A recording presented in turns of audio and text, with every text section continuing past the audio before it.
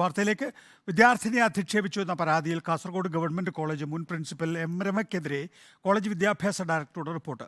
അധ്യാപിക വിരമിക്കുന്ന ദിവസം നൽകിയ റിപ്പോർട്ടിൽ നടപടിക്ക് ശുപാർശ ചെയ്തു എന്നാണ് സൂചന. SFI നേതാക്കളുടെ സമ്മർദ്ദങ്ങൾക്ക് വഴങ്ങിയാണ് നടപടിയെന്നും പെൻഷൻ ആനുകൂല്യം തടയാനാണ് നീക്കമെന്നും അധ്യാപിക ആരോപിച്ചു. അർജുൻ ഹേമ വിശദാംശങ്ങളുമായി. അർജുൻ, എന്താണ് ഈ സംഭവം? ഒപ്പം തന്നെ എന്താണ് എം രമയ്ക്കെതിരായി കോളേജ് വിദ്യാഭ്യാസ ഡയറക്ടറുടെ റിപ്പോർട്ട്? നികേഷ്, 2022 ഈ സംഭവം നടക്കുന്നത്. ഈ കാസർഗോഡ് ഗവൺമെന്റ് കോളേജിലേക്ക് ഒരു വിദ്യാർത്ഥിനി അഡ്മിഷൻ എടുക്കുവാൻ വേണ്ടിയിട്ട് വരുന്നു. അന്ന് ഈ ചില ഡോക്യുമെന്റ്സും അതുപോലെ തന്നെ സത്യവാങ്മൂലം അടക്കം, അതായത് റാഗിംഗ് നിരോധന സത്യവാങ്മൂലം, ഈ സ്ത്രീധന നിരോധന സത്യവാങ്മൂലമൊക്കെ അതിൽ ഒപ്പിടണമെന്നും പറഞ്ഞിട്ടുണ്ടായിരുന്നു. പക്ഷെ അന്ന് ഈ കുട്ടി അഡ്മിഷൻ എത്തിയപ്പോൾ രക്ഷിതാവ് ഇല്ലാതെയായിരുന്നു അഡ്മിഷൻ എത്തിയിട്ടുണ്ടായിരുന്നത്. എന്നാൽ പ്രിൻസിപ്പൽ ആവശ്യപ്പെട്ടത് രക്ഷിതാവുമായി എത്തണമെന്നുമാണ്. അതുകൊണ്ട് തന്നെ ഈ കുട്ടി തിരിച്ചു പോവുകയാണ് ചെയ്തത്. പിന്നീട് കണ്ണൂർ സർവകലാശാലയ്ക്ക് എന്നാൽ താൽക്കാലിക അഡ്മിഷൻ ഈ കാസർഗോഡ് ഗവൺമെന്റ് കോളേജിൽ വിദ്യാർത്ഥിനി എടുക്കുകയും ചെയ്തിട്ടുണ്ടായിരുന്നു തൊട്ട് പിറ്റേ ദിവസം.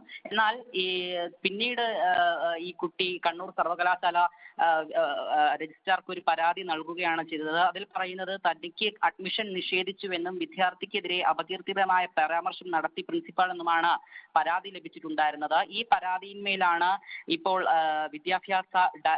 കോളേജ് വിദ്യാഭ്യാസ ഡയറക്ടറുടെ ഒരു റിപ്പോർട്ട് വന്നിരിക്കുന്നത്. ഇതിൻ പ്രകാരം 15 ദിവസത്തിനകം തന്നെ ഈ അധ്യാപിക വിശദീകരണം നൽകണമെന്നാണ് അറിയിച്ചിരിക്കുന്നത്. അധ്യാപികയുടെ വിരമിക്കൽ, അതായത് 27-ാം തീയതിയാണ് ഈ അധ്യാപികയുടെ അവസാന ആ ദിവസമാണ് ഇത്തരത്തിലൊരു റിപ്പോർട്ട് കോളേജ് വിദ്യാഭ്യാസ ഡയറക്ടറുടെ പക്കൽ നിന്നും ലഭിച്ചിട്ടുണ്ടായിരുന്നത്. ഇതിൽ പറയുന്ന പ്രധാന ആക്ഷേപം എന്ന് പറയുന്നത് ഈ പെൻഷൻ ആനുകൂല്യങ്ങളടക്കം തടയാൻ വേണ്ടിയിട്ടുള്ള ഒരു ശ്രമമാണ് ഇത്തരം നീക്കത്തിനെതിരെ എന്നാണ് ആരോപിക്കുന്നത്. അത് മാത്രമല്ല, ഈ എം രമയ്ക്കെതിരെ നേരത്തെ തന്നെ ഈ കോളേജുമായി ബന്ധപ്പെട്ട് വലിയൊരു വിവാദങ്ങളൊക്കെ തന്നെ ഉണ്ടായിരുന്നു.